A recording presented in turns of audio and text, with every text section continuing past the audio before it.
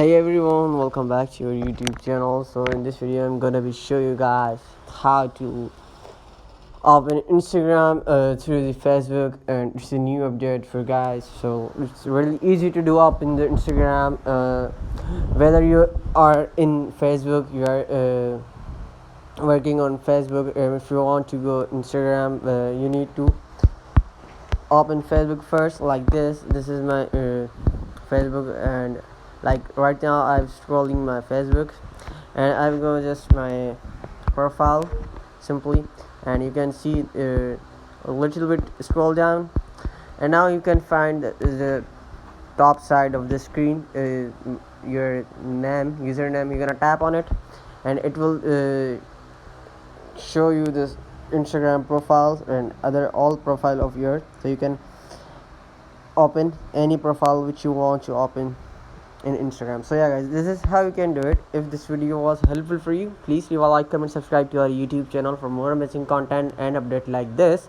I'll see you guys in the next video. Bye.